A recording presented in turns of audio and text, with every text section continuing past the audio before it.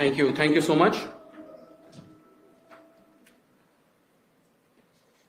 Ladies and gentlemen, we are fortunate to have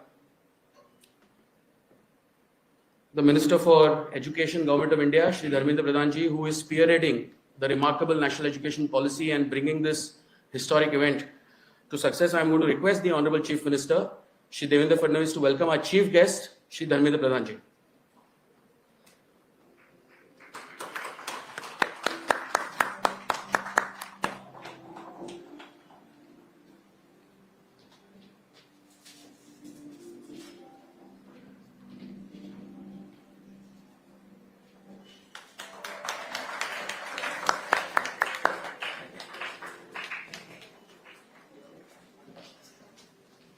A plaque which defines our historic rise today.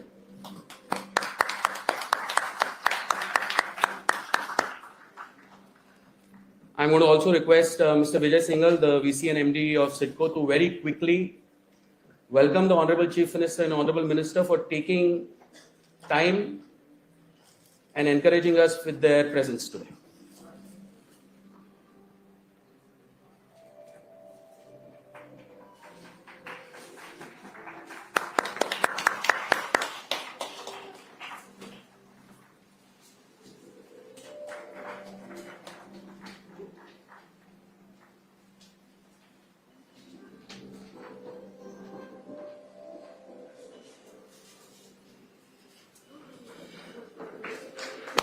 Shri Chandrakant Dada Patil, the joint MD of CIDCO, if you could welcome Shri Joshi and Shri Gupta.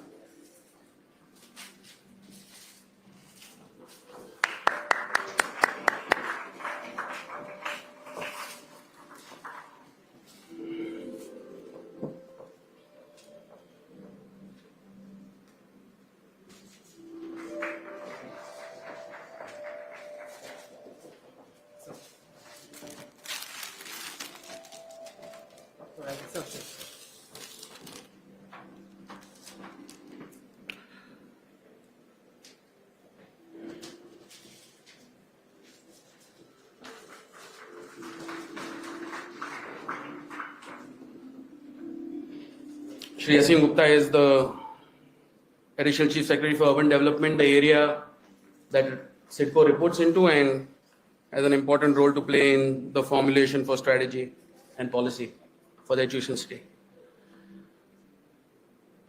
As we embark on this remarkable journey, a foundation and an idea that was laid back a couple of years ago on how to accelerate the economy of our state, led by the then Deputy Chief Minister and now Chief Minister Shri Devendra Fadnavis, and identifying an area and the necessary ecosystem in order to drive this important international EduCity initiative. In the next 7 minutes, the Vice Chairman and MD of CIDCO is going to walk you through what this remarkable place holds for every great university in the world. Shri Singhal.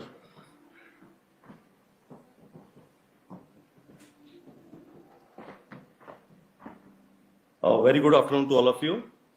Honorable Union Education Minister Shri Devendra Fadnavis, Honorable Chief Minister of Maharashtra Shri Devendra Fadnavis sir, Honorable Higher and Technical Education Minister Shri Chandrakant Dada Patil, Honorable Secretary Government of India Shri Vinit Joshi sir, Honorable ACS Shri Asim Gupta sir, all respected High Commissioners, Council General, Deputy High Commissioners, Chancellors, Vice Chancellors of the University, my senior colleagues and esteemed friends.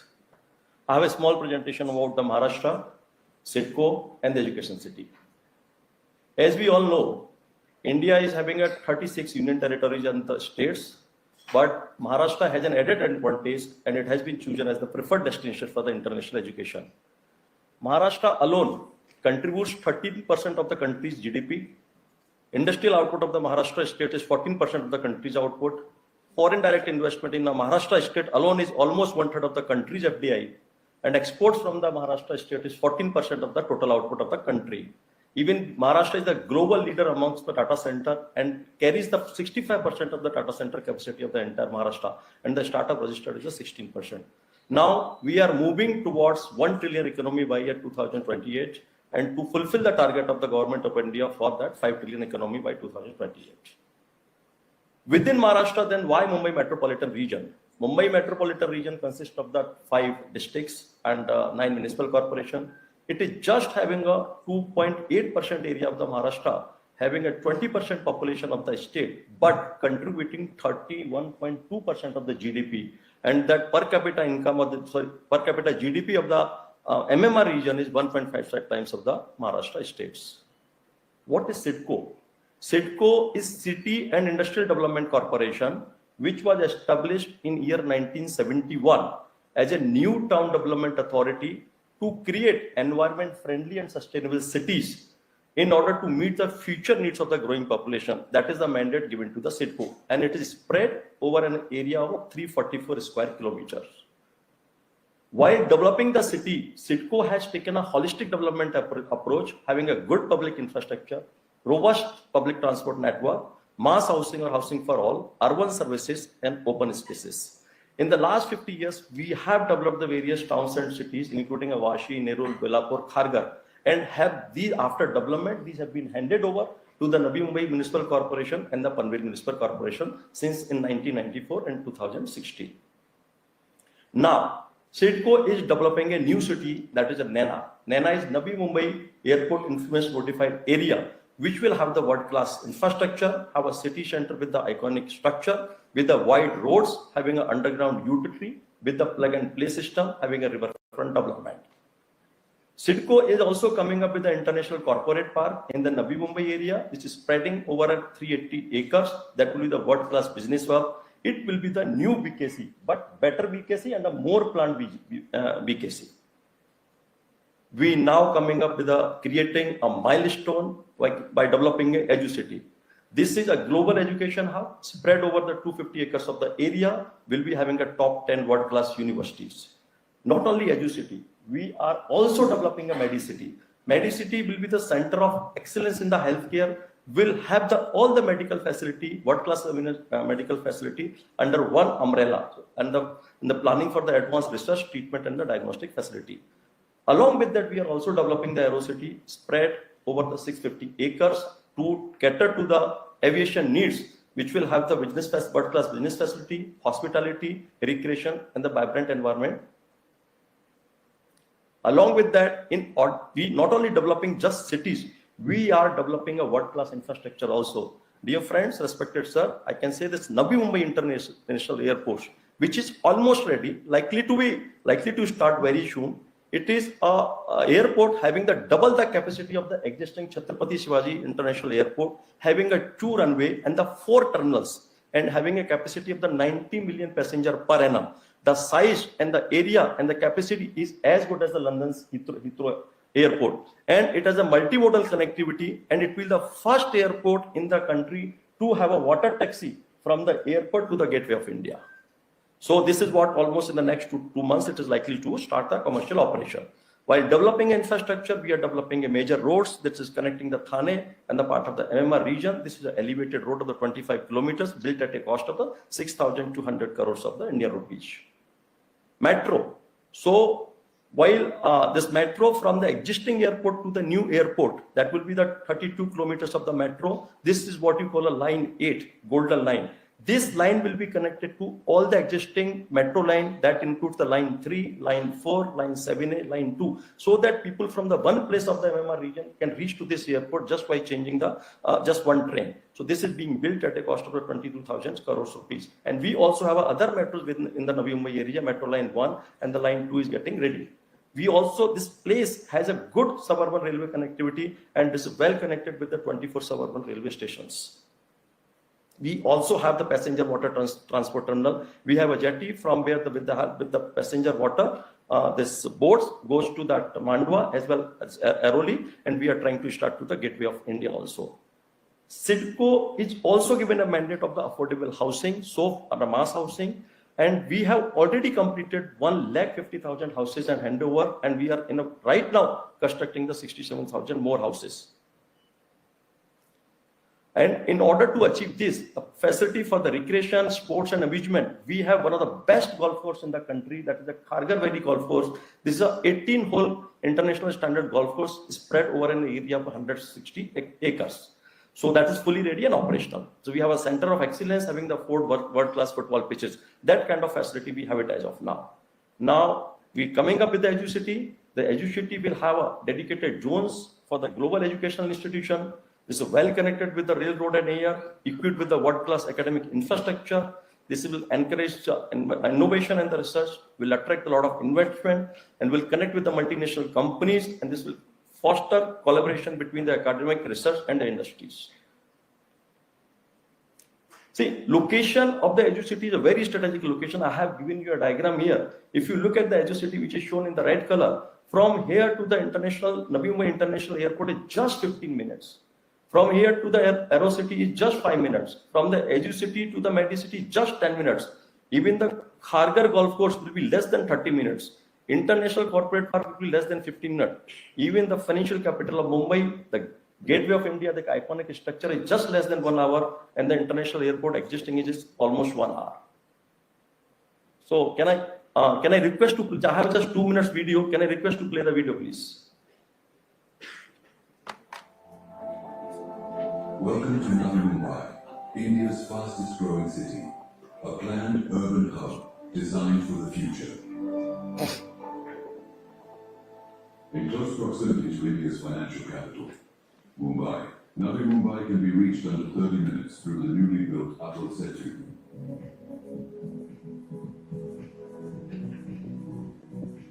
With its own world-class airport almost complete, coming to Navi Mumbai from any part of the world will soon become even quicker.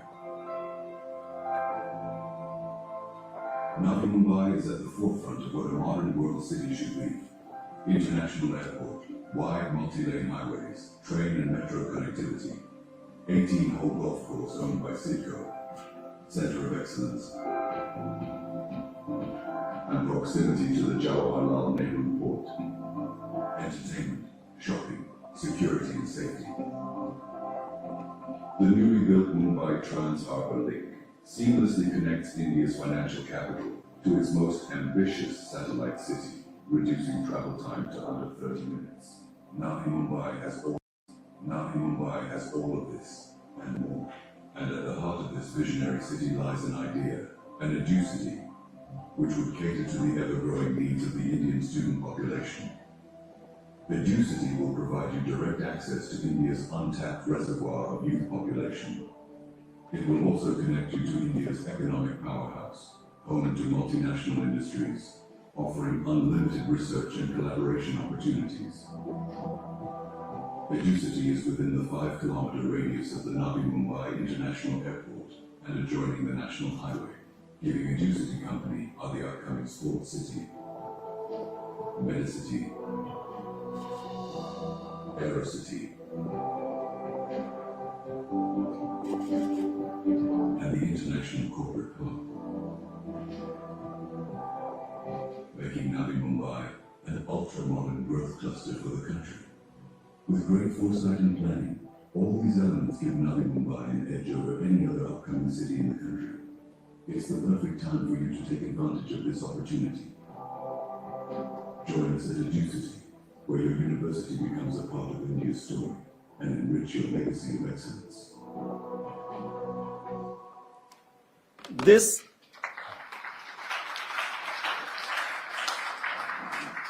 This International Education City project is first of its kind in the country, and I must say, this is the vision and the brainchild of our visionary leader, Honorable Chief Minister Shri Devendra Fadnavis.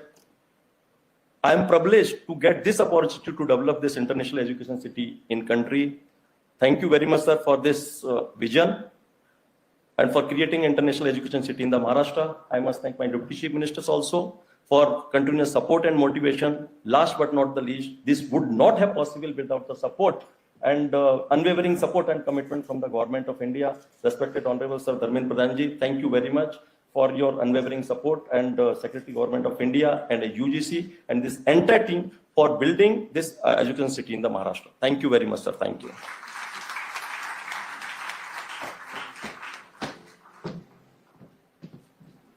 What a remarkable presentation indeed. Thank you, Shri Singhal, for your very inspiring presentation. Before I introduce the next speaker, I want to share a very quick anecdote. While we were wanting to set up the whole program and were deciding who all should be seated on the dais, we were constantly pursuing our next speaker to be on the dais, because not only he is a very senior person in bureaucracy, but he drives the strategy for the national education program as far as administration is concerned. Humility is something that all bureaucracy should learn. And a great example in the Ministry of Education is Shri Vinit Joshi, our next speaker. Sir.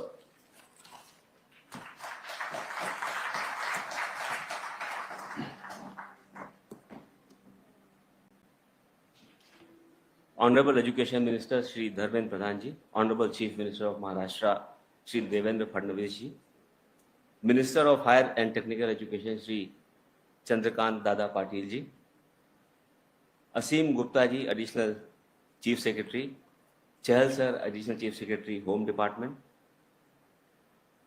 former Chairman of UGC, Professor Jagdish Kumar ji, Deepak Srivastava ji, Vice Chairman of University Grants Commission, Manish Joshi ji, Secretary of UGC, my colleague in the ministry, Armstrong Pame, my former colleague in the ministry, Shri Lakshminarayan Mishra ji, High Commissioner of UK and Council Generals of USA, Australia and Italy, representatives from the foreign universities and officials from Government of India and Government of Maharashtra. A very good afternoon to all of you present here. It's once again an honor to be part of this landmark moment today. Let me begin by expressing my sincere appreciation to Shri Vijay Singhal, MD SITCO, for the insightful presentation on Maharashtra Education City. The vision of creating a hub where global institutions, industries, and learners converge is bold, forward-looking, and full of promise. As Secretary of Higher Education and in-charge Chairman of the UGC, I feel immense pride in welcoming 5 prestigious foreign universities to India: University of York, University of Aberdeen, University of Western Australia, Illinois Institute of Technology, and IED Italy.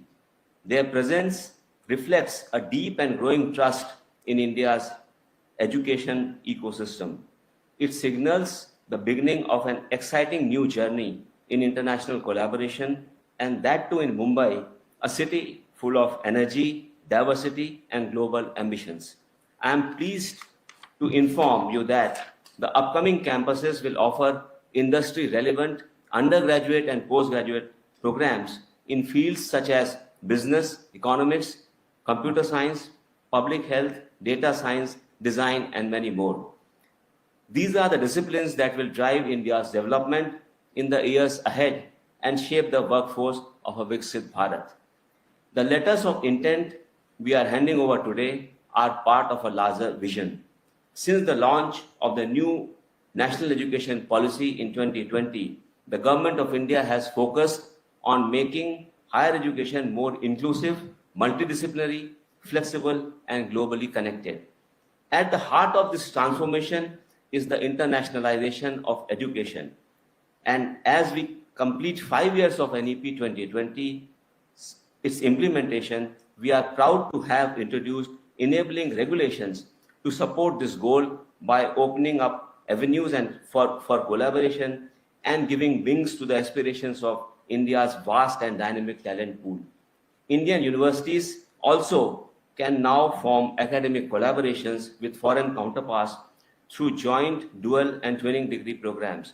Our institutions are also growing global, with premier Indian institutions setting up campuses abroad, such as IIT Delhi in Abu Dhabi, IIT Madras in Tanzania, and now IIM Ahmedabad will soon be establishing a campus in Dubai.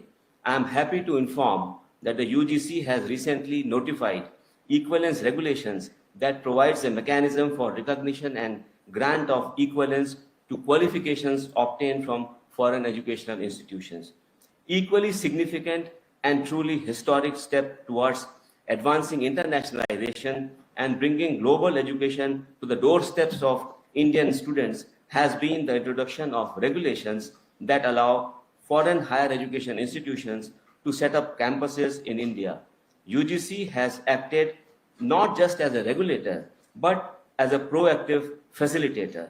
We have designed a streamlined, transparent, and time-bound process for evaluating proposals from top-ranked global institutions for setting up offshore branch campuses in India. To support this, we have built a dedicated digital platform, a one-stop portal that simplifies the entire application process. But beyond systems and regulations, we have made efforts to ensure that every application is handled with efficiency and sensitivity, and with a lot of responsibility.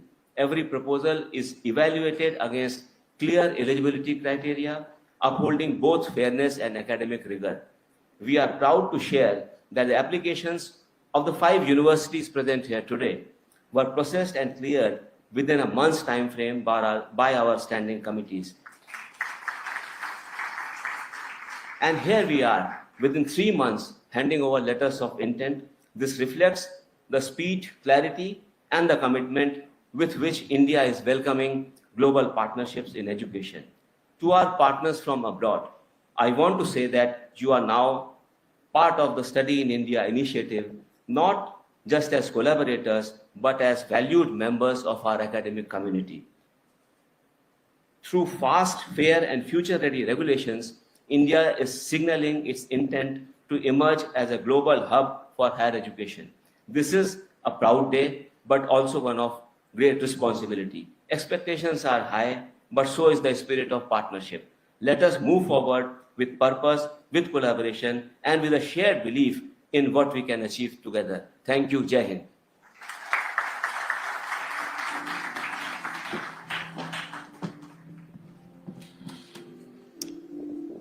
Thank you, Joshi ji, for your apt presentation on what NEP and the policy can do in order to further foreign education in India. Now let's move to the most exciting part of the day, and basically the LOI ceremony begins now. Let us start with Aberdeen University. Can we have the video, please? From the heart of one of the world's most dynamic cities comes a new chapter in our story that began over 5 centuries ago. Founded in 1495, the University of Aberdeen is the first Scottish university to come to India. As one of the ancient universities, we bring over 525 years of academic excellence and innovation to India. Aberdeen's global reputation is built on breaking boundaries and solving the world's most pressing challenges. We will connect the University of Aberdeen's research strengths with India's national priorities in healthcare, climate resilience, and technology. Our vision is to support a new generation of students in one of India's most vibrant cities, to join a global community of over 100,000 graduates. Join us on this journey. Aberdeen and Mumbai, rising.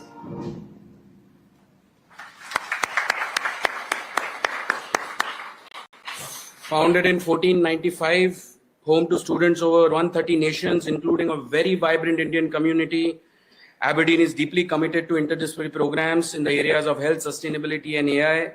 It is an absolute honor that Aberdeen has chosen Maharashtra and Navi Mumbai for their first international campus. I'm going to just invite on stage Professor Shiladatta Bhattacharya, the Vice Principal for Global Engagement.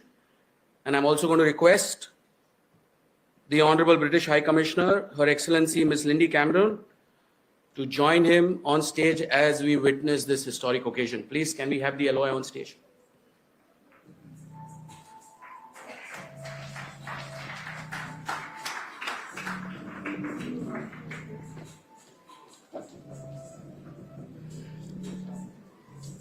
Mr. Singhal from SIDCO can join the stage.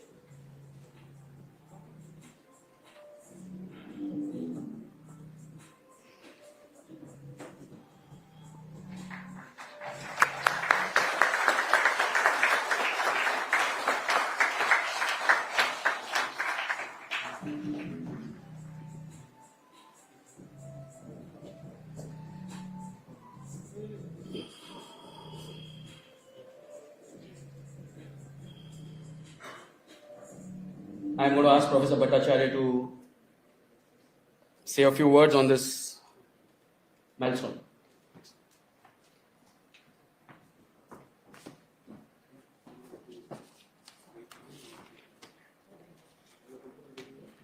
I'll be quick.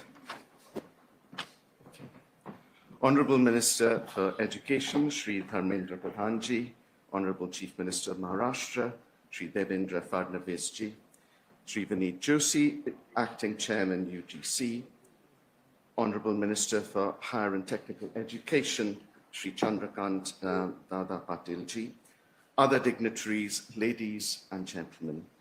Before I start, my heartfelt condolences to all those caught up in the recent Ahmedabad Air India crash.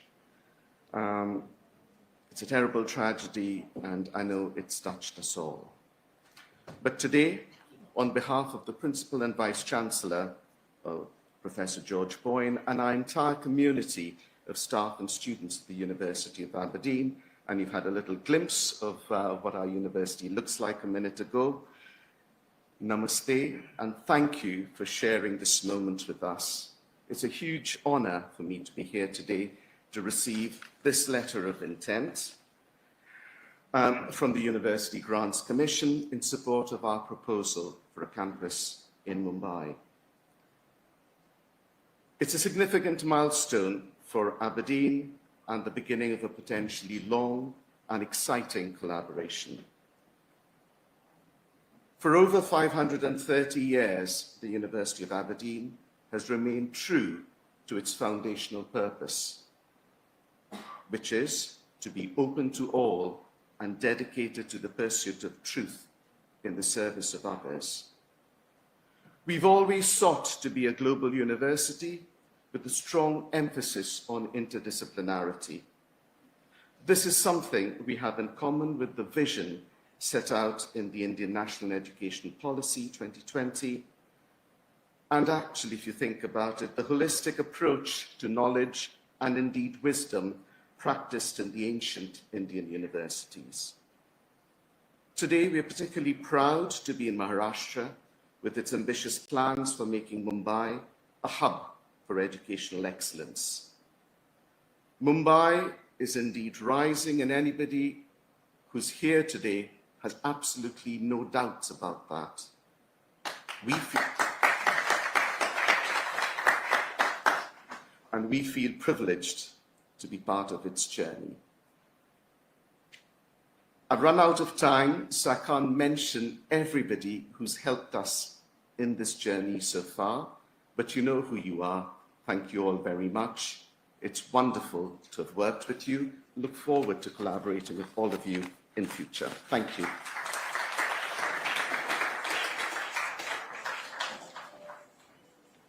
Thank you so much, and thank you in particular to you for all of the work you've done. I know Aberdeen have done such fantastic work, so thank you, Shaladitya, I really appreciate it.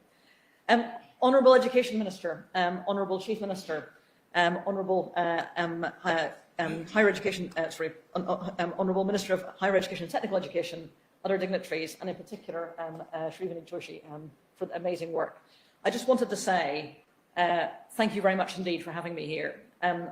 I'd like to start, if I can, just by expressing my sincerest sympathies to everybody and all the families who have been affected by the dreadful plane crash in Ahmedabad. I was lucky enough to have a few minutes yesterday with the Prime Minister to exchange condolences for the families of both the Indian and British and other families who've been affected by this.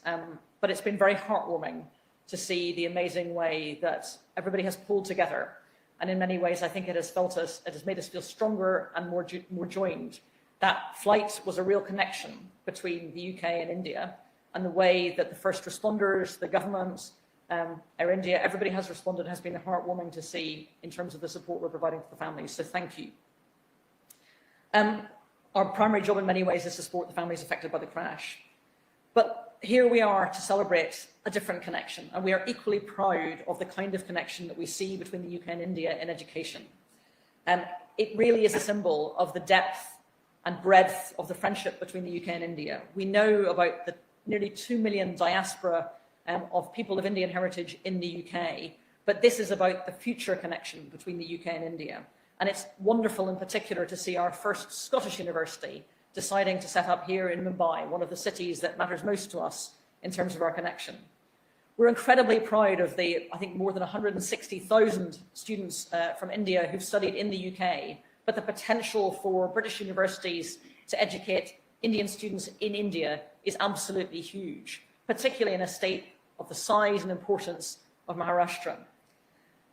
Education has been such an important connection, both at undergraduate and postgraduate level, and we're also so proud of the incredible reputation of British education. I think Alison was telling me that more than 38% of Nobel laureates have been educated in the UK. And so we're not only bringing just any universities, we're bringing universities that give people a world-leading education to try and enhance the offer here. And I'm particularly proud, as I say, of the University of Aberdeen, who are bringing the particular Scottish breadth of education, but also their more than 500 years of experience. They also have a particular reputation for being the university with the second highest student satisfaction across the UK. And so I know that the students who study here will have a fantastic experience. So thank you to the Minister of Education for his amazing vision. I think it's real testament to the new education policy that it has been possible to build this future partnership. And thank you to the Chief Minister for the amazing vision for what is going to be possible for education here in Maharashtra. We're really looking forward to seeing and hearing more from the University of Aberdeen about what they're going to achieve in the future. Thank you very much indeed.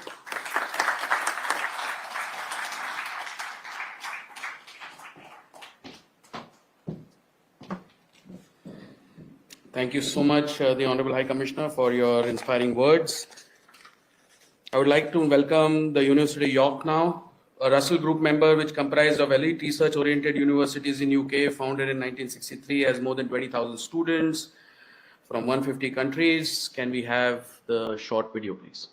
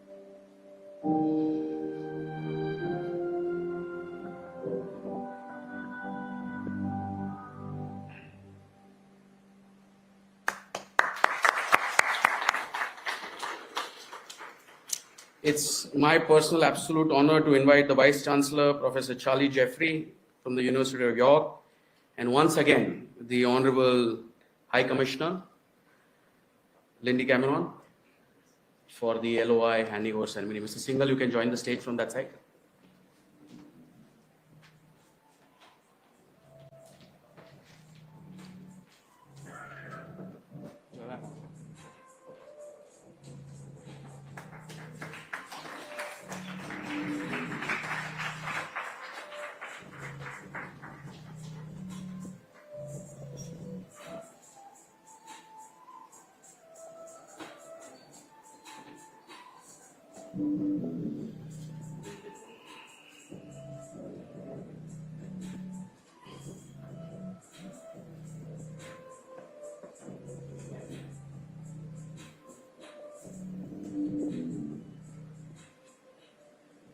Professor Jeffrey, we won't let you go before you say a few words.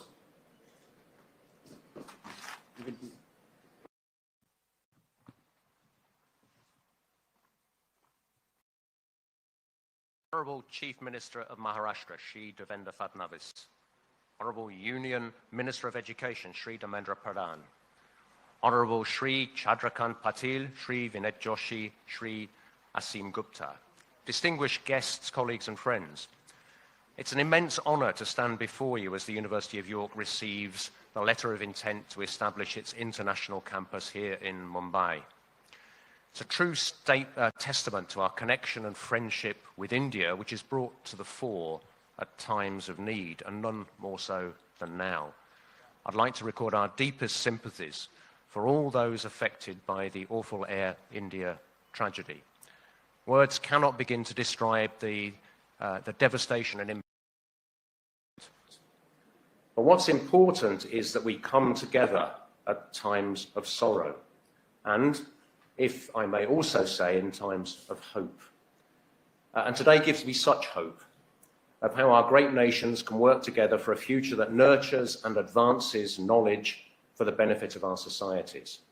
We're here today to talk about how York can contribute to that future, and to thank you for the recognition that the UGC and the government has shown. York is proud to be one of only 4 universities in the UK ranked simultaneously in the national top 10 for research and awarded the highest gold standard for teaching excellence, alongside Oxford, Cambridge and Imperial College London. We come to Mumbai with that same uncompromising commitment to quality, as also evidenced in the last year by signal achievements by York alumni. The Nobel Prize in Economics for our economics alumnus Daran Acemoglu, the Booker Prize for our English and Philosophy alumna Samantha Harvey, and the US National Medal of Science for our biology alumna Helen Blau. But excellence alone is not enough. York is, first and foremost, a university for public good. We widen access for talented students, whatever their background, and we harness research for society's benefit. In Mumbai, we will build a research-intensive university offering outstanding student education, embedded in local industry and dedicated to the extraordinary dynamism of Maharashtra. Our early focus will align York's world-leading strengths with the state's priorities: artificial intelligence, healthcare, biotechnology, agri-tech, water quality, and befitting this great creative capital, the cultural and creative industries. We don't take this journey alone. We've been ably supported by our industry partners, from the brilliant tech startups in the Tech Entrepreneurs Association of Mumbai to global corporations headquartered in Mumbai like Sun Pharma. Since 2015, Sun Pharma has had what it calls a valued research relationship with the University of York, and that has led over the last decade to groundbreaking collaboration in technologies like gene sequencing and life-changing medical advances. That's exactly what we mean by a university for public good: industry and academia working together to change lives. And speaking of partnerships, our bond with India is long-standing. And there's another unique connection between York and Mumbai, which some of you may not be aware of, and which shows that Yorkshire spirit and Mumbai flair have been teammates for decades. The great Sachin Tendulkar, Mumbai's famous son, had his first and only stint in English county cricket when he became the first ever overseas player to be signed up by Yorkshire County Cricket Club in 1992. So I'm very pleased for our assembled dignitaries to bring the best wishes of Yorkshire County Cricket Club to Mumbai and Maharashtra, just as Headingley prepares to welcome India once again in the upcoming India-England Test Series. Their message reminds us that sport, like education, unites nations. Honourable Chief Minister, may I thank you for the generous support that your government has shown as we shape our plans, and let me record my gratitude once again to the Honourable Prime Minister, Shri Narendra Modi ji, whose vision for the national education policy has made endeavours such as ours possible. We look forward to serving the people of Mumbai and Maharashtra, and together advancing knowledge for public good. Thank you so much.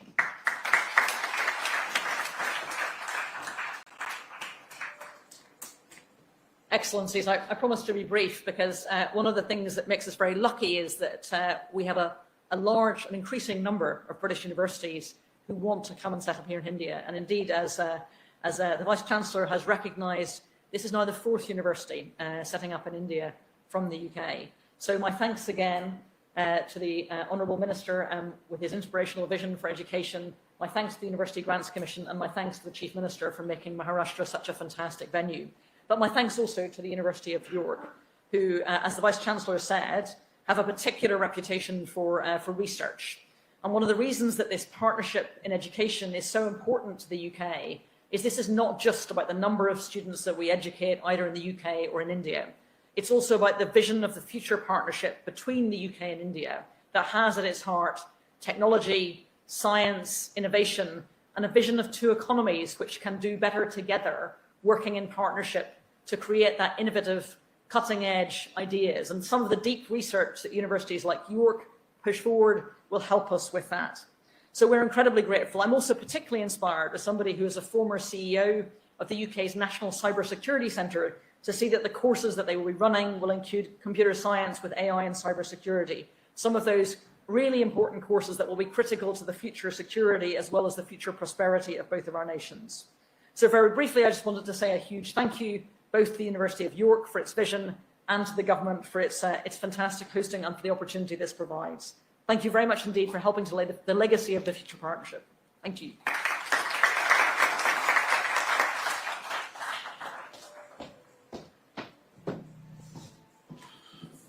Thank you once again to both of you for sharing your views on this important occasion. Our next university, ladies and gentlemen, is an absolute pleasure to welcome the University of Western Australia, a top 100 globally ranked research intensive institution and a member of the Australian prestigious group of 8.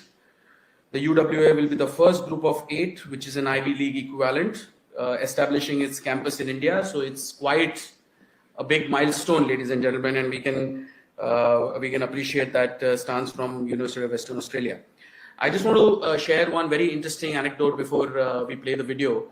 That the Honourable Chief Minister will remember that when Roger Cook, the Deputy Premier, visited us in 2023, this was one of his visions that he wanted to build bridges between Western Australia and Maharashtra for education. Now the Honourable His Excellency Roger Cook is the Chief Minister, the Premier of Western Australia. Let us play the AV, please.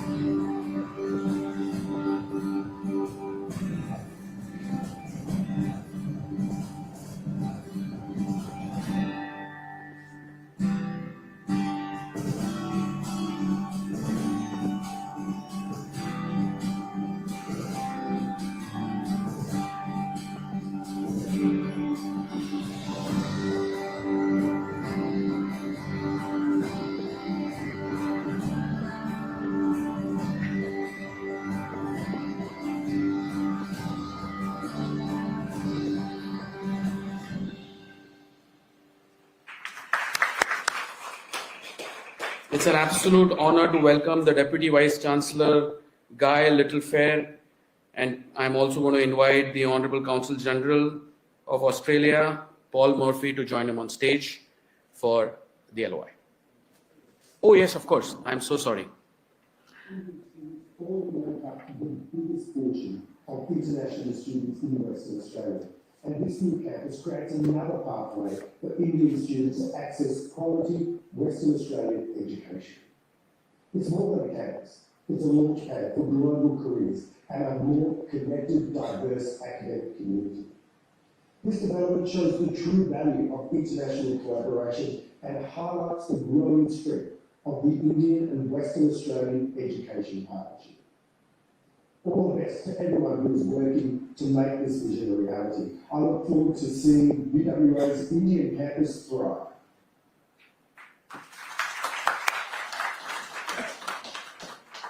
I now welcome the Deputy Vice Chancellor, Guy Littlefair, and along with him, the Honourable Consul General Paul Murphy, to accept the LOI from Shri Vineet Joshi, Secretary Higher Education, Acting Chairman, UGC.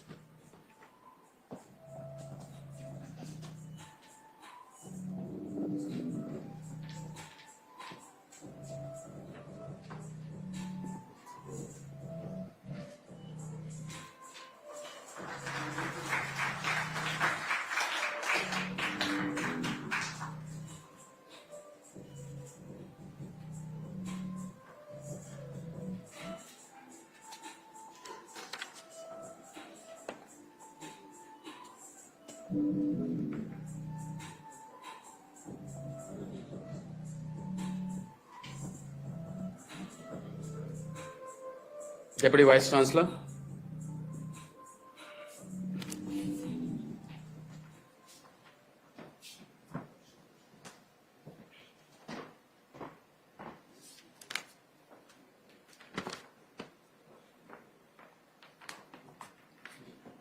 Kaya Wanju, Namaskar, and good afternoon, ladies and gentlemen. My heartfelt condolences go to the victims and family of Air India flight AI-171 tragedy. Our thoughts are with you at this most difficult of times. The University of Western Australia is honoured to establish its first global branch campuses in India, marking a milestone in our shared commitment to higher education. As a member of the group of 8 leading research-intensive universities in Australia, we deeply appreciate the vision of the Honourable Minister Shri Devendra Fadnavis and Honourable Chief Minister Shri Devendra Fadnavis, whose dedication to education has created fertile ground for innovation. With immense gratitude, I accept the letter of intent from the University Grants Commission to establish UWA branch campuses both in Mumbai and in Chennai. This partnership will connect Western Australia's significant industrial expertise with India's dynamic economy, fostering bilateral, intergenerational opportunities. And as such, it further strengthens our commitment as a leading university in the Indo-Pacific Rim. As a highly ranked university, we envisage our campuses serving not only as centres of learning, but as hubs of innovation and as beacons of inclusion. Our diverse students will thrive, our faculty will push knowledge boundaries, and our communities will build lasting partnerships, fostering a better world. I sincerely thank the Ministry of Education, Maharashtra government, and the tremendous support from Shri Vineet Joshi and the UGC. We are also deeply grateful to UWA Senate, whose leadership, vision and unwavering commitment have paved the way for this historic step.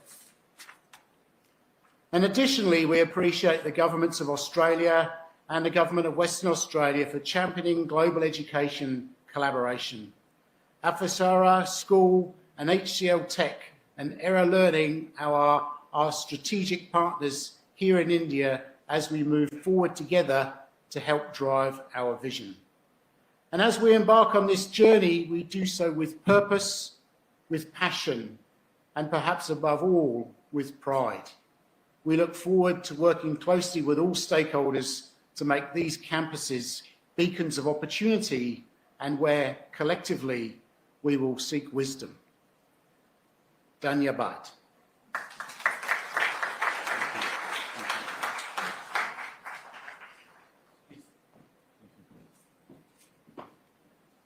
Thank you very much, Honourable Cabinet Minister of Education, Shri Devendra Fadnavis, Honourable Chief Minister, Devendra Fadnavis, Shri Devendra Fadnavis, Honourable State Education Minister, Shri Chandrakant Patil, Shri Vineet Joshi, thank you very much for having us here today. I'd like to add my condolences to those already expressed for the victims of the Air India plane crash in Ahmedabad. our thoughts are with everyone who've been affected and are now working through the response. Strong and quality education unlocks endless possibilities, and a good education system can change nations. And that is what India's national education policy is all about. I'd like to congratulate the Union Cabinet Minister of Education and the UGC for ushering in these transformative policies. Minister Pradhan has worked with Australia on education, and we value his collaborative efforts, building on the bridges that connect our countries in this area. It gives me immense pride to announce that Australia and India have completed now 5 years of comprehensive strategic partnership this June, and we just had the Australian Deputy Prime Minister Richard Marles in New Delhi celebrating that advent. But of course, education is one of the key pillars of our bilateral relationship. We now have 1 million people of Indian descent calling Australia home, and many of them made that journey to Australia through the educational bridge, the human bridge that now connects our two people. The University of Western Australia setting up a branch campus in Mumbai demonstrates the seriousness of our commitment. A globally renowned institute, this is University of Western Australia's first international foray, and we are proud that it is here in Mumbai in India. It follows on a legacy already of establishing campuses in India by Deakin University and the University of Wollongong in GIFT City. And in 2 more years, we expect to see many more coming with the good grace of the UGC and the Minister. Education and skilling are key priorities for Australia and Maharashtra. Recently, Curtin University signed an MOU with Gondwana University to offer skill development programs in mining and minerals. Monash University has a dual degree program with IIT Bombay. We are supporting skilling programs in Maharashtra with Indian partners, like developing solar technicians and supporting coaches to help India realise its Olympic ambitions. So, Honourable Chief Minister, Australia is keen to support you and your ambitions to transform Maharashtra into a powerhouse, not just for education, but other emerging and surging industries in renewables, health, agri-tech, and the other visions that you have in store. In India, about 1 million people turn 18 every month, and the scale and breadth of the skilling opportunity is enormous. I look forward to continuing to deliver on these objectives for a mutually beneficial partnership with India. As Prime Minister Albanese has recently said, Australia's relationship with India is stronger, deeper, and more consequential than it has ever been, but there is much more to come. Thank you very much, and congratulations to you all here today.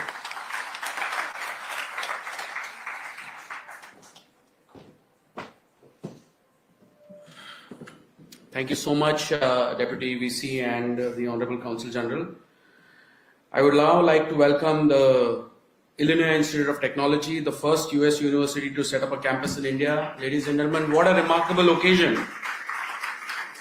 I am so glad that they have chosen Mumbai, they have chosen Maharashtra. Can we please play the AV?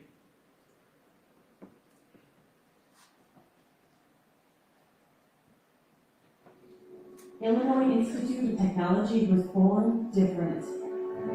In 1890, when education was denied to the underrepresented in society, community leader Frank Gonzalez delivered his $1 million sermon, casting a vision for a new kind of university that would provide technological education to people of different backgrounds. The challenge was met with Philip Danforth Honors donation, and Illinois Tech began its journey to educate and to ignite the power of difference to make a difference. Whether from Chicago, Dublin, Sudan, or Seoul, the collective power of our students' backgrounds has always come together to make a difference. Here, the dedication of faculty and staff, sparks of innovation grow from ideas that can change the world into breakthroughs that will change the world. From our alumni like Martin Cooper inventing the cell phone in 1973 to today, where Rohit Prasad has brought Amazon Alexa to life, we have been creating new technologies that have forged human connection. We attract innovators because we are innovators. From changing the world with technology to changing the trajectories of our students and their families, we at Illinois Tech are dedicated to building the future that we want to see.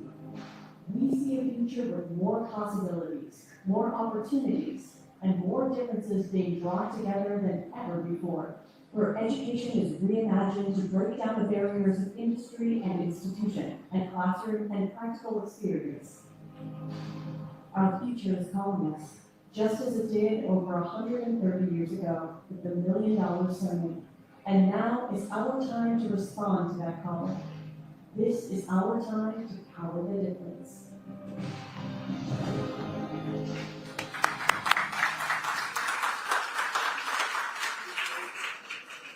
It is an absolute pleasure to invite President Raj Echambadi, someone we interacted for the first time in January, and welcome again. And with him, our very, very close friend and the US Consul General, Mike Hampton.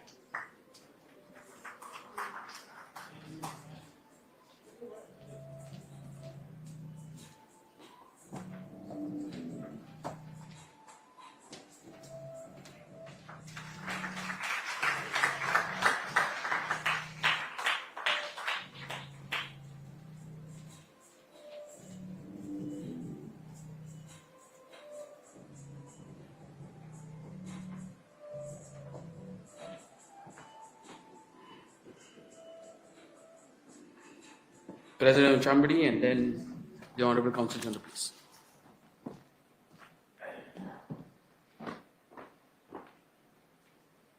Honorable Chief Minister Fadnavis ji, Honorable Pradhan ji, Honorable Patil ji, Joshi ji, and Gupta ji, and other dignitaries here. Namaskar, good afternoon.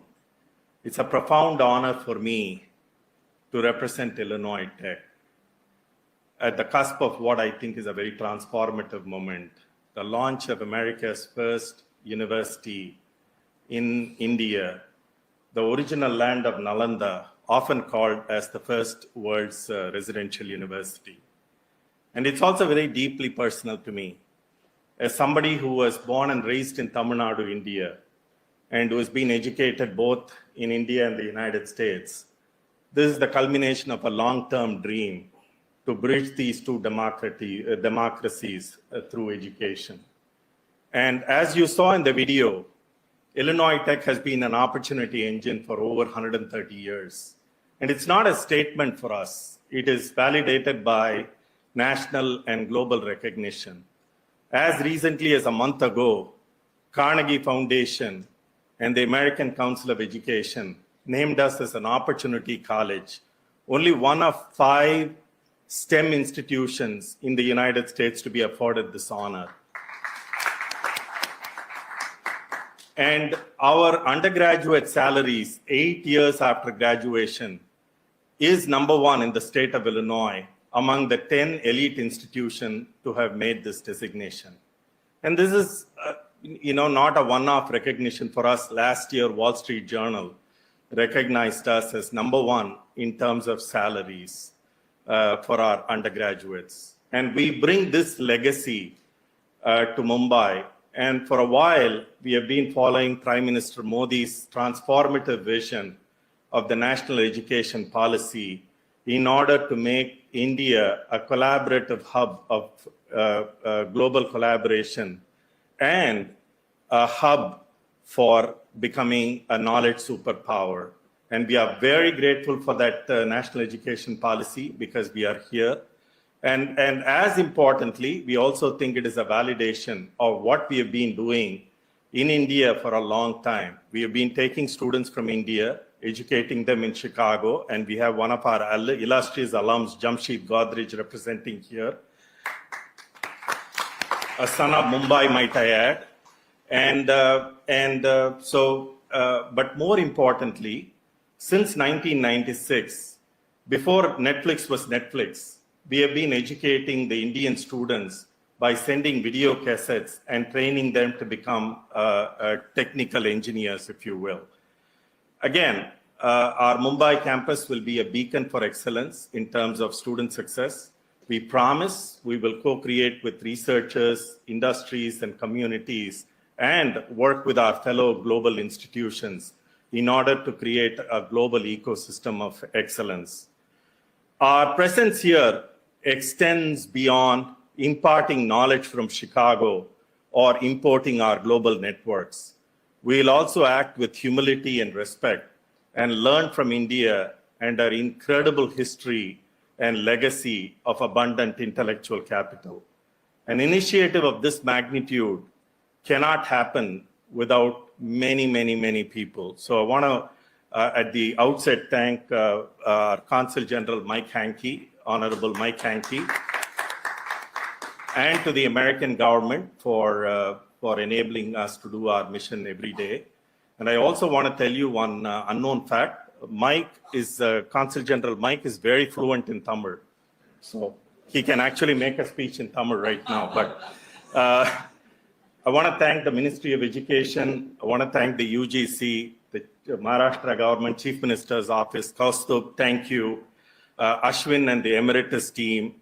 And last but not the least, I would be remiss if I did not thank the Consul General for Chicago, for the Indian government in Chicago, Sri Somnath Ghosh, who has been a fountain of wisdom and support for us.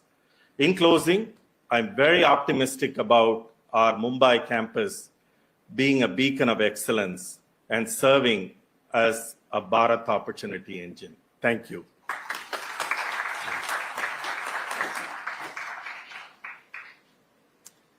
Namaste, Raj, Vanakkam. It's such a pleasure to be here with all of you. Honorable Minister Pradhan, Chief Minister, my good friend Fadnavis, Sri Joshi ji, Minister Patel ji, all of my many friends from across Western India and Maharashtra. Thank you for this honor to be here today. With our friends from India, the UK, Canada, and Portugal, we too grieve the loss of so many in the AI 171 events this week, both in the air and on the ground. And we mark that among those who we lost, it's particularly poignant, there were students in the air and on the ground, students pursuing that dream of education. That dream of education is one that unites people across the world. It's one, as Raj mentioned, my knowledge of Tamil that brought me to India more than 30 years ago to study and do my 12th standard at Bharatiya Vidya Bhavan in Coimbatore. And it's been a dream of mine to see what we could do to make that connection between our two countries even stronger through education. This connection through education is only natural. It reinforces a relationship that's built on furthering research, innovation, people-to-people connections, and it reflects shared interests in that future that we all seek, a future that's open and prosperous and rules-bound, that delivers future-ready jobs for all of our people. That goal is one that Prime Minister Modi, President Trump reaffirmed in February this year at the White House when they signed up to a strategic compact for 21st century collaboration in technology, in education, and crucially, in people-to-people connections. They made a commitment to pursue higher education connections between our two countries and to see offshore campuses of leading US universities set up in India. I'm proud that today we have the first one of those happening. We're celebrating it here with the Illinois Institute of Technology. This is particularly appropriate. Illinois Tech's long connections to India are only now becoming only stronger today. The connections that will deepen research. And it makes sense that they're coming to Mumbai and to Maharashtra. We've seen a wave in the past few years of deepening connections in this triangle of government, research, and commercialization on 21st century technologies. So when Illinois Tech works on AI, when it works on computer science and data science, it's getting commercializable, profit-making research ready for those students who are entering the Indian workforce every day, and for those joint collaborations between our two countries to achieve that world that we all seek. So with great hope for the next generation and great thanks to everyone who's made this possible, we look forward to everything that will come from this Illinois Tech collaboration with the state of Maharashtra, with local business partners, and most of all, thank you to the University Grants Commission and the Minister and the national government. Thank you.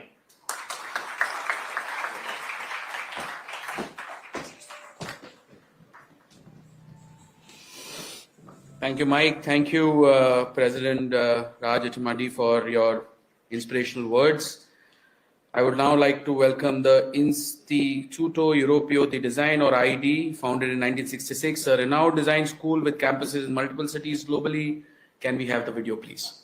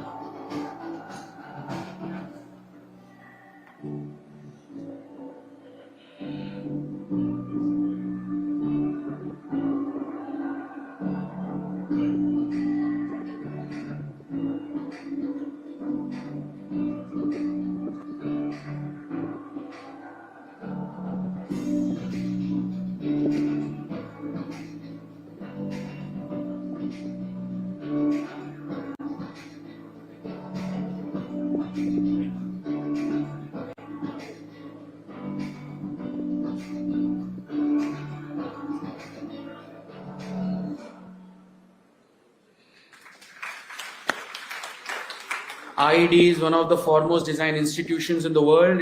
It's my great privilege to invite Dean Ricardo Balbo and Counsel General Walter Ferra for the LOI. Please come.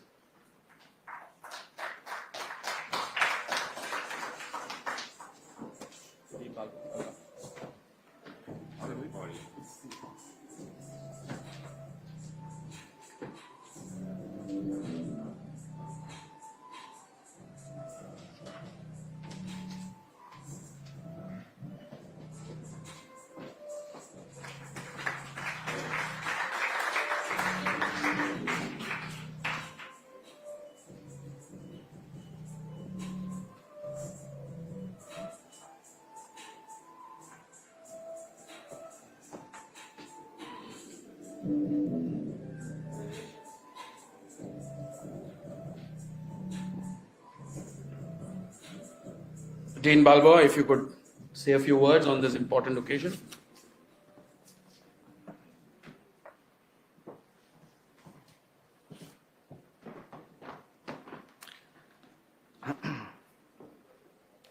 Good afternoon.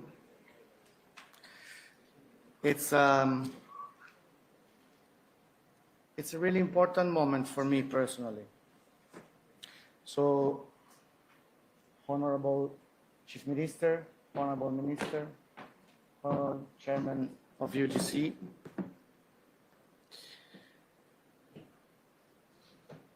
I'm privileged to be here. I'm here with my government, representation of my alumni. But I'd like to start this speech using 15 seconds of my remarks with a silent moment for the victims of the disaster that just happened. So please, if you don't mind,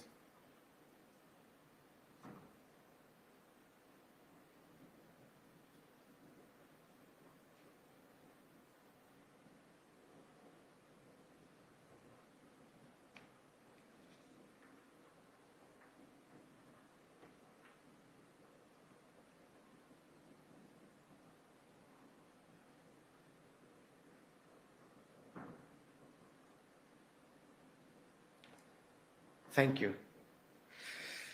My institution is an institution that was born in 1966 in Milano and is an Italian institution run by a foundation, so it's a no-profit institution. We cover all the aspects and all the disciplines related with design, so design and fashion. There are other words that are like the buzzwords of our big project and idea. Industry engagement, transdisciplinarity among the arts, made in Italy, of course, social impact, sustainability, and commoning. And these are the buzzwords that we use and we bring in our idea of education wherever we do. In the video that you saw and we showed to you, there is nothing related with India, because what we think is that a school has to be written with the place where you are. So we are not having any school if we are not having any strong relation with the territory, the industries, the professionals, and the young people that are making the school living. I like to share with you the meaning of design. Design is a Latin word, comes from Latin. Actually, it's an English word, but comes from Latin. And whatever comes from Latin comes from Sanskrit, that basically comes from here. Design roughly means understanding the signal that no one is able to understand and helping other people to address solutions. In fact, design, signum, was the word that was used by in the ceremony, in the pagan religion in Rome. They were actually deciding whether to put a city in or not in which place, according to the signal from the nature, from gods. So what is happening today here is a key moment, and this key moment is the effect of investments, decisions, and of many other acts that were made possible because there was a vision behind it. The vision that this government had. And this vision has been shown with the evolution that is now a reality or is becoming a reality. So actually, there is a strong feeling of design behind what's happening here this afternoon. And of course, with design, we have to always keep in mind responsibility.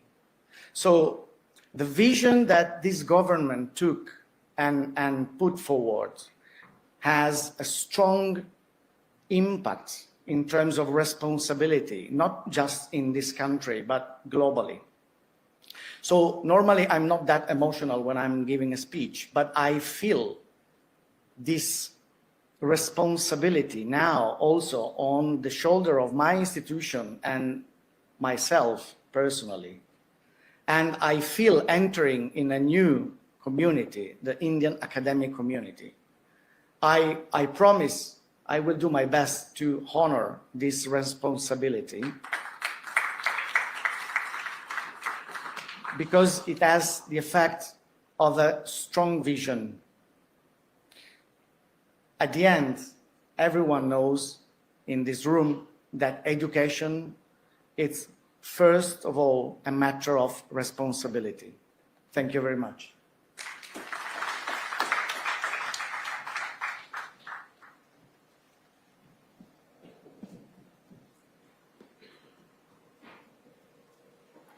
Good afternoon.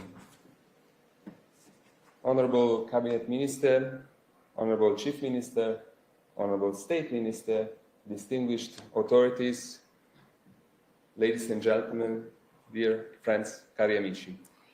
First of all, let me join on behalf of the Italian government and the Italian community here in Mumbai, the condolences for the tragic events in Ahmedabad. Our thoughts and prayers are with the families of the victims. Today, it's a great honor and pleasure for me to be here to celebrate the official approval of the new higher education course of the Istituto Europeo di Design here in Mumbai. This is not only an academic milestone, but also a meaningful step forward in the already vibrant cooperation between Italy and India in the field of higher education, creativity, and design. The Istituto Europeo di Design represents a true expression of Italian excellence, and since its foundation, almost 60 years ago, as we have seen in the video, it has built a remarkable history of success, becoming a point of reference for generations of students, including many talented young Indians who over the years have attended the courses in Italy. These students have contributed to building a long-standing connection between the Istituto Europeo of Design and India, a relationship based on creativity, mutual imagination, and shared passion for design.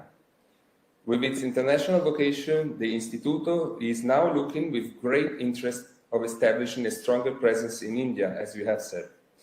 In this perspective, Mumbai represents a natural choice, a dynamic city that embodies the diversity, the creativity, and the entrepreneurial energy that can stimulate and host the multiple lines of expression that the IED nurtures, from fashion design to jewelry, from interior design to visual arts and beyond. So the presence of the Istituto Europeo of Design in India is also clearly an expression of Made in Italy, a synthesis of creativity, craftsmanship, innovation, and quality that can successfully meet and interact with the incredible world of Indian tradition and contemporary development in these sectors, contributing to the growth and evolution of both our countries in these strategic fields. I would like to express my appreciation to the University Grants Commission for its support and vision, to the whole government of Maharashtra and the Chief Minister for their commitment and determination in bringing this ambitious project to life here in Mumbai. As a Consul General of Italy, I see this initiative as a concrete example of what our bilateral cooperation can achieve when it is driven by shared values, mutual respect, and a forward-looking vision. I wish the faculty of the AD, and especially the students, of course, every success in this new adventure. May this be just the beginning of a long and fruitful journey of collaboration, creativity, and shared growth between Italy and India. Thank you very much.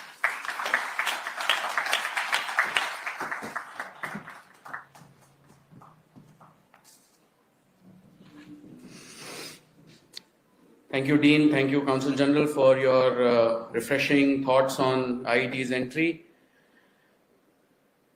We are now moving to the last part of our event, and before I invite the next person to be felicitated, I just want to share a small story. It was the month of December, and at an event, I got terribly dehydrated. And then, while I was struggling to find a vehicle to go to the hospital, this individual suddenly comes out of nowhere, puts me in his car, takes me to the hospital. And for the next 2 hours, we are discussing about what this person does, his company, the role that he plays. And that's how I met Ashwin Damera, whom we are going to felicitate next. Ladies and gentlemen, Ashwin is an absolute madman. He has incredible credibility. He runs a great unicorn called Eruditus, and when he heard about the vision of the Honorable Chief Minister, he quickly jumped on and clinged on and gave us a view of how we can put this plan together. Ashwin, you definitely need recognition for your remarkable efforts. Please come on stage and let us give a great round of applause to Ashwin, and Mr. Khosla can join him.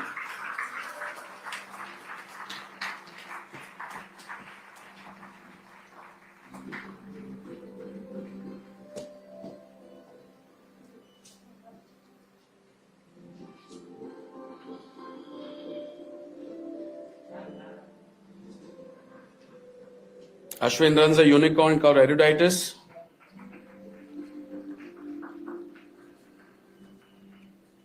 He's an alumni of the Harvard Business School and is a Mumbai-based startup.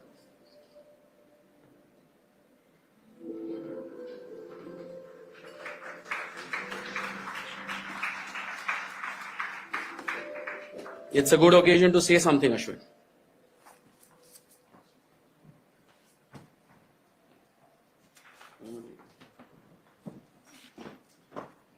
The Honorable Chief Minister of Maharashtra, Shri Devendra Fadnavis ji, the Honorable Minister of Education, Government of India, Shri Dharmendra Pradhan ji, the Honorable Minister of Higher and Technical Education, Government of Maharashtra, Shri Chandrakant Patil ji, Shri Dinesh Joshi ji and Shri Asim Gupta ji, leaders from our 5 universities and everybody else assembled here, welcome. I want to start by thanking the Honorable Education Minister, Shri Dharmendra Pradhan ji, because it is because of him that we are all here today. As many of you know, many governments in the past have talked about bringing foreign universities to India, but it is only his government, the current government, that has acted, and about 18 months back brought in this regulation which has made today possible. Sir, thank you so much. And today is indeed historic. Why? Because today we have the first US university that is going to be set up in India. Today we have the first Italian university that's going to be set up in India. We have the first Scottish university to be set up in India. And we also have the first group of 8 Australian university to be set up in India. So it's truly historic. Sir, the youth of this country will be grateful to you because they no longer need to pack the bags and go abroad like some of us had to do to get a high quality global education. That global education is now available in India. Thank you, sir. Of course, I must also thank the Honorable Chief Minister of Maharashtra, Shri Devendra Fadnavis ji, because within a few days of this regulation being passed, I got a call from his office. Shri Kaustubh Dabse, by the way, he's an incredible person as well. He never sleeps. This call must have come at 3 a.m. And he said that this is the vision of the Chief Minister of Maharashtra is to make Maharashtra and Mumbai #1 destination for foreign universities. And that the government will do everything possible to support this. And I am happy to state with all sincerity that the government of Maharashtra and the Chief Minister have walked the talk.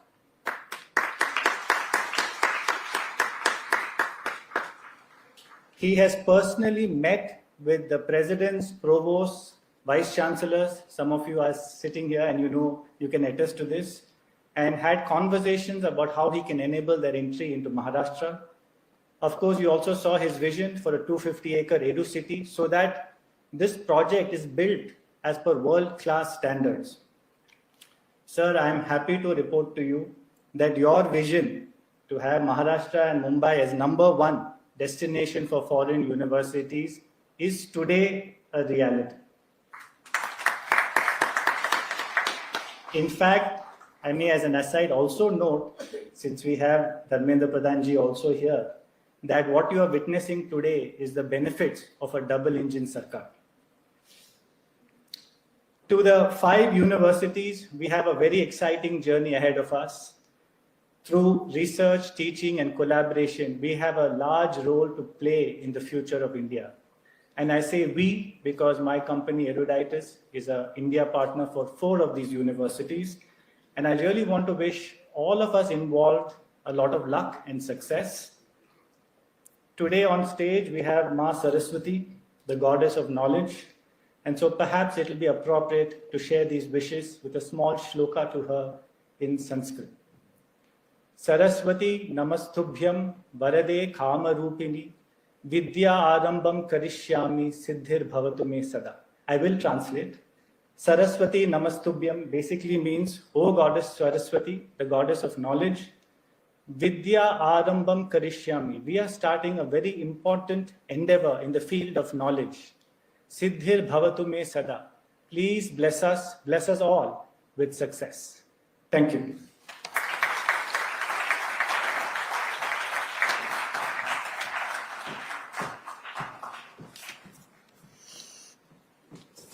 Thank you, Ashwin. Thank you for your very generous comments about the government. I now have the opportunity, with a deep privilege and honor, I welcome the true champion of India's education reforms, the one and only, the Honorable Union Education Minister, Shri Dharmendra Pradhan Ji, to address the audience on this historic occasion.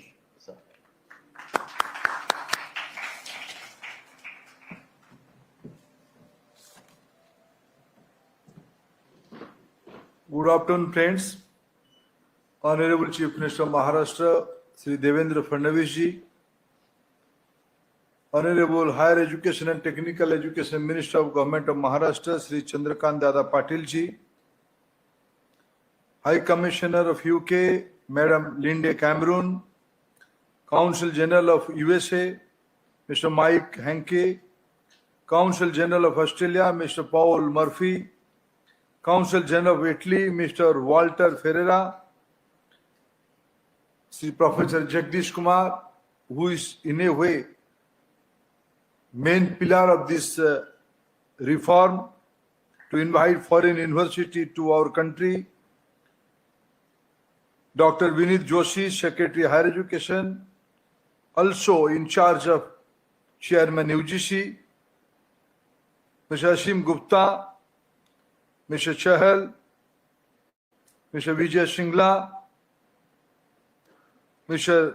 Srivastav, Vice Chairman of UGC, Mr. Manish Joshi, Secretary UGC, Mr. Ashwin Damre and Mr. Khosla, representative from foreign universities, officials from Government of India and Government of Maharashtra, distinguished guests from academia, industry and civil society, friends from media.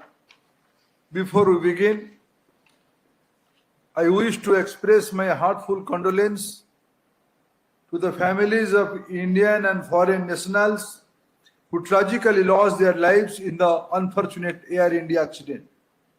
In this moment of grief, we stand united with prayer, compassion, and resolve to build a safer and more connected world. Friends, in this historic city of Mumbai, a city of resilience and dreams, we have assembled here not just for a ceremony, but to make a bold statement that education will shape our shared future. Today is a landmark moment in our journey towards Vikasit Bharat. The handing over of letter of intent to 5 prestigious global universities, University of York, University of Aberdeen from UK, University of Western Australia, Illinois Institute of Technology, the Institute Europea di Design, IED, Italy, marks the continuity of global education in India. With this, Mumbai takes its place among global knowledge capital. Maharashtra has been a leader of enterprise and intellect for long, and it is now ready to lead in education sector. Mumbai Edu City, being envisioned by Shri Fadnavis at Navi Mumbai, is not just a physical campus, it is an idea, a bridge between Indian aspiration and global excellence. This initiative revisit our glorious history and legacy. When most of world had yet to achieve excellence in education, India had already built Takshashila, Nalanda and Pushpagiri and Vikramshila, global university of that time, attracting scholars from across the globe. Today, we honor that civilizational spirit not by replicating brick and mortar structures, but by reimagining the idea of India as a global set of learning. We are reclaiming our place by leading through innovations, wisdom, and global collaboration rooted in India's timeless values. We are witnessing a global transformation in education. According to 2024 Stanford AI Index, India ranks among the top 3 countries globally in AI skill penetration and AI-related research output.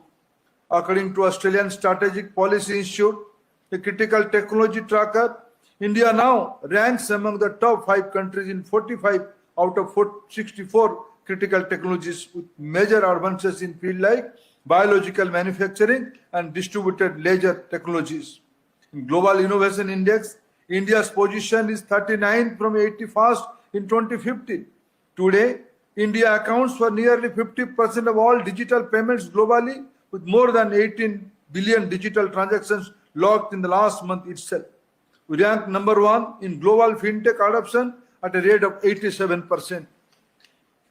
India today stands tall as the world's 4th largest economy and a rising knowledge superpower. This is why the world is looking at India, not just as a destination, but as a knowledge partner. This is India's moment. We are not just inviting foreign universities, we are co-creating ecosystem of innovation, entrepreneurship and research. The National Education Policy 2020 laid the foundation of this shift. It is committed to internationalization of Indian education, not as an afterthought, but as a policy. NEP 2020 envisioned India as a global study destination, encouraging top international universities to establish campus here with empowering Indian institutions to expand globally. This vision is not just about access, it is about making premium global education available at an affordable price. We are not just inviting the world to India, we are offering the best of India to the world. We aim to realize Honorable Prime Minister Modi's vision of positioning India as a global knowledge destination. We have simplified the regulations. We are enabling joint degrees, dual and twinning programs, academic credit mobility, and institutional autonomy. Our approach is clear, open, inclusive, ambitious, and confident. We used to be future ready. And we have been encouraging signals. University of Southampton, UK is ready to begin classes in Gurgaon campus next month. We have also issued letter of intent to the University of Liverpool to set up a campus in Bengaluru last month.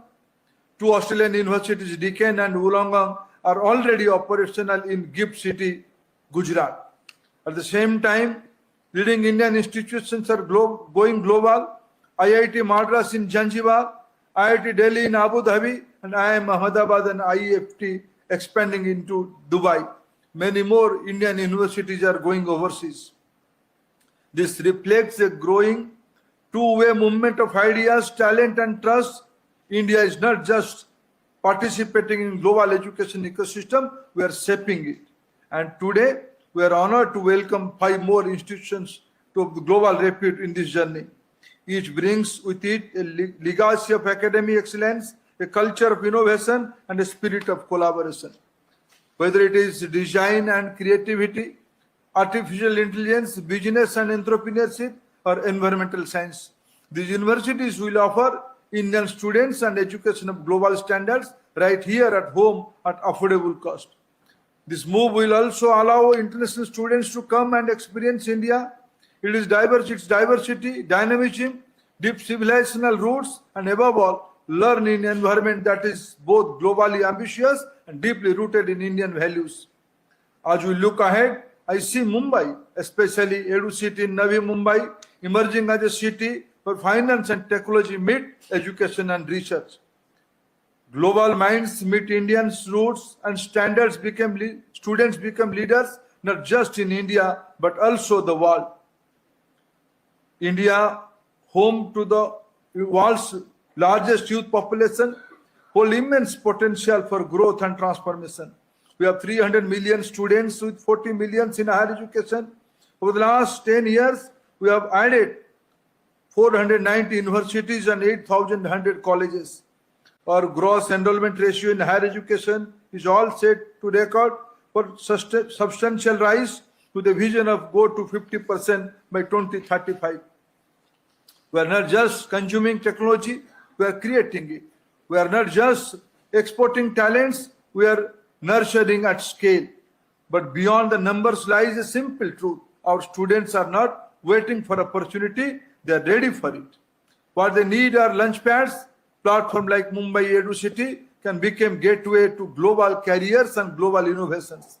Friends, as we welcome our global partners to India's evolving education landscape, I wish to share a few aspirations that reflects the spirit of the National Education Policy 2020 and our collective commitment to the Sustainable Development Goals.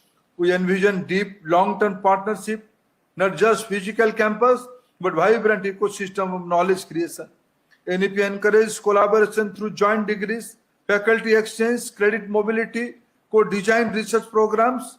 We hope this partnership will become transformational for students, faculty, and institutions on both sides. Besides, we hope your presence in India will further the cause of equity and inclusion and envision the Sustainable Development Goal 4 and NEP emphasize on access. Let us work together to ensure that deserving students, regardless of their geography, language, or background, can access global learning opportunities through scholarship, outreach, and digital enablement. Also, we invite you to align your academic offerings with India's national priorities, such as artificial intelligence, sustainability, climate action, healthcare, innovation, and digital public infrastructure. Let us make it not just a model of university expansion, but a model of global co-creation. A model where institutions from across countries come together to serve learners and communities guided by shared values and mutual respect. Under the visionary leadership of Honorable Prime Minister Narendra Modi ji, we are advancing the internationalization of education by bringing global standards to Indian students and positioning India as a preferred destination for learners worldwide. As we make 5 years of implementation of National Education Policy 2020, next month, this milestone exemplifies the spirit of Sankalpa se Siddhi, the journey from resolution to realization. It strengthens our shared goal of empowering youth and enabling innovation-led growth through education leading to Vikasit Bharat. I congratulate the leadership of all 5 universities, the government of Maharashtra, SIDCO, UGC, and other agencies. Let us this EduCity be a living symbol of Vasudhaiva Kutumbakam, where knowledge known no boundaries and learning serves humanity. I am confident that under the able leadership of Honorable Chief Minister of Maharashtra, Shri Devendra Fadnavis ji, and his team, the EduCity will transform the landscape of learning in India, will become living example of what the world and India can build together. A space where co-create knowledge, shape global citizens, and inspire new possibility for the future. Mumbai will now be synonymous with educational excellence along with finance and commercial hub. Thank you, friends.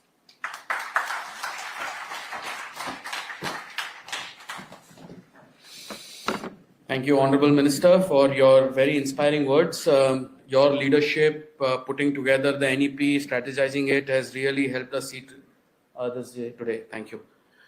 Ladies and gentlemen, the person who gave you the coastal road, the Atal Setu, the Navi Mumbai airports, making Maharashtra the largest economy, 516 billion, the data center capital, the startup capital, and the one who put together this entire scheme of things, inspiring us to make Mumbai and Navi Mumbai the international education capital.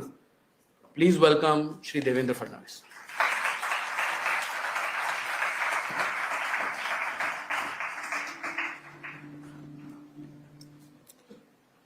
Thank you, Kaustubh. Namaskar and a very good afternoon to all of you. Honorable Union Minister for Education, Shri Dharmendra Pradhan ji, my colleague Chandrakant Dada Patil, Shri Vinit Joshi ji, Shri Asim Gupta ji, Honorable High Commissioner of UK, Honorable Consul General of US, of Australia, of Italy, Honorable Vice Chancellors, all the members present here from these esteemed universities, all the senior officials from Government of Maharashtra, ladies and gentlemen, at the outset, I would like to thank the entire global community and all my global friends who are present here for standing strongly with us and also with the members, family members of those who lost their life in the tragic Air India accident. You are standing with us in the moment of grief means a lot to us. Today, at the very outset, I would like to thank the Honorable Prime Minister of India, Shri Narendra Modi ji, for envisioning the new education policy for India. As rightly told, that we have been hearing for past 20 years that India will witness presence of esteemed foreign universities offering world-class global education to the Indian students and also to the students who will come to India from across the world. But somehow it was just a talk. And today we could really witness it happen.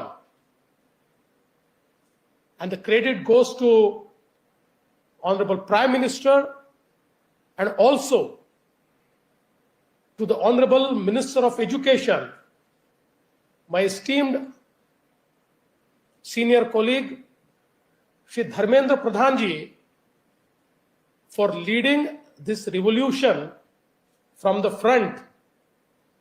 And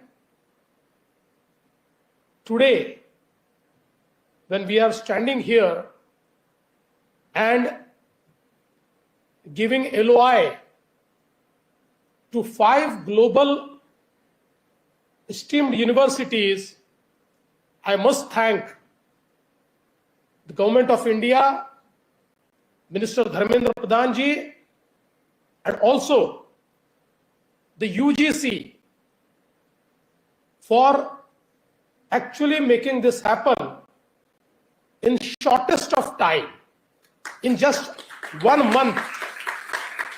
I think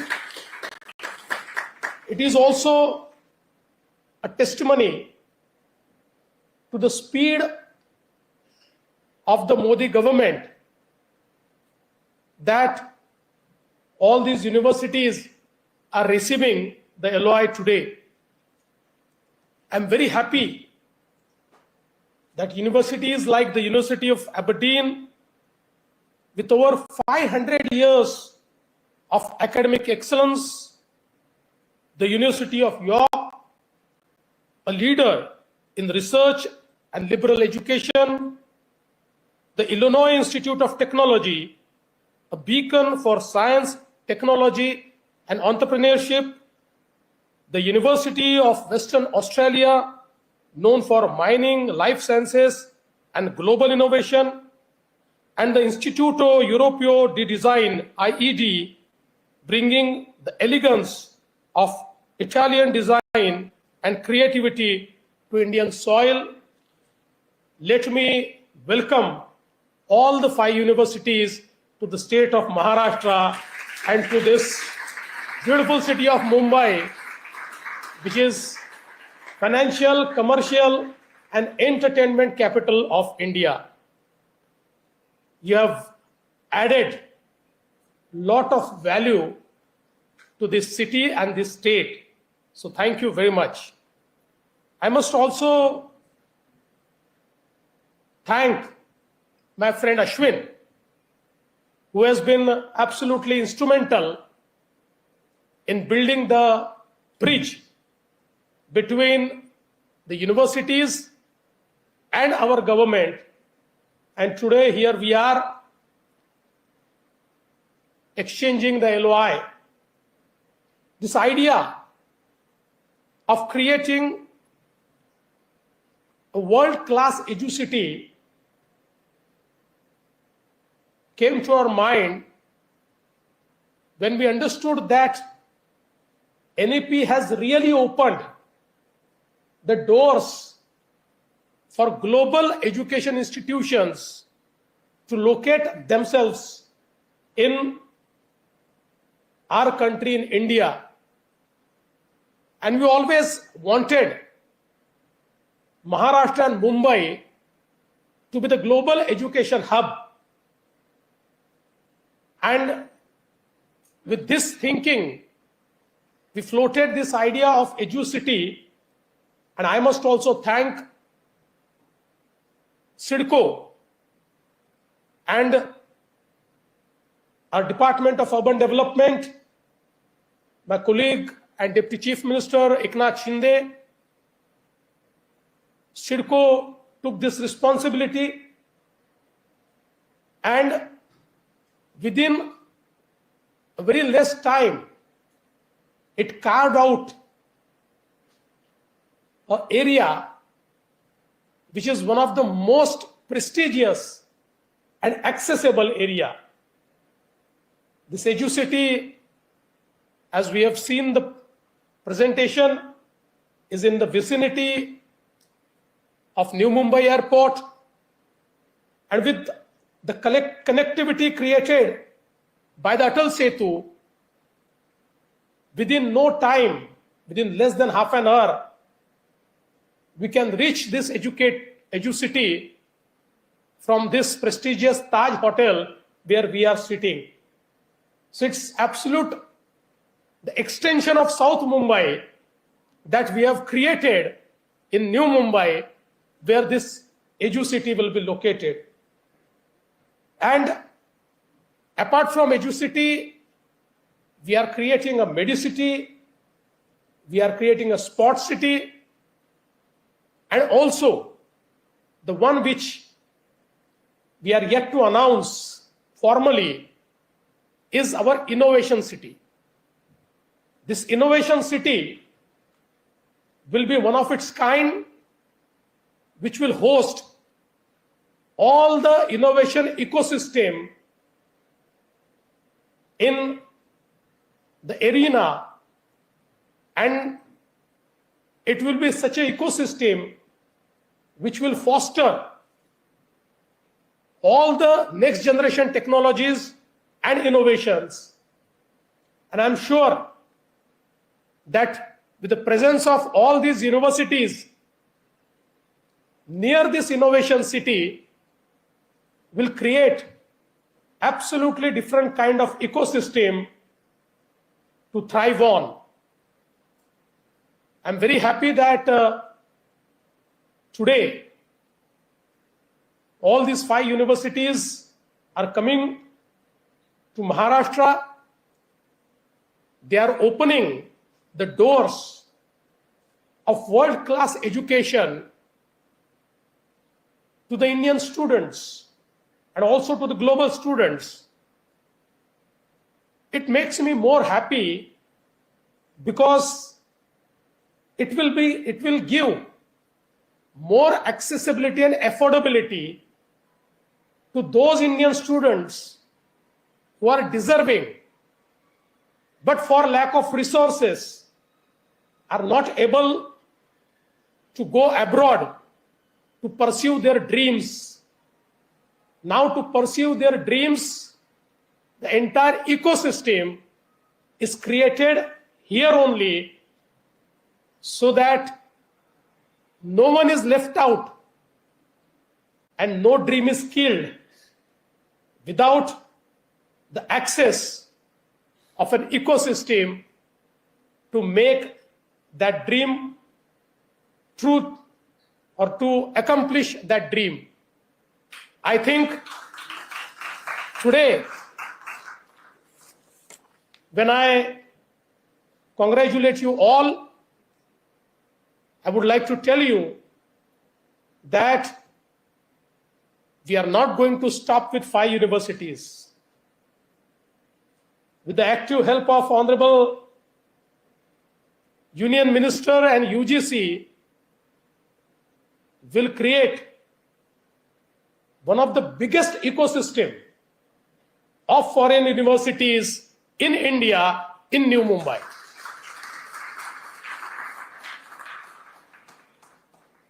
At the end, I would like to say, we say in Sanskrit, Sa Vidya Ya Vimuktaye. That means true knowledge is that which liberates.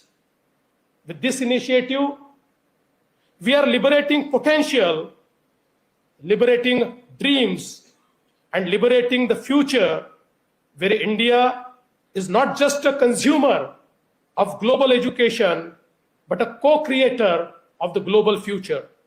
Thank you. Jai Hind, Jai Maharashtra, Jai Bharat.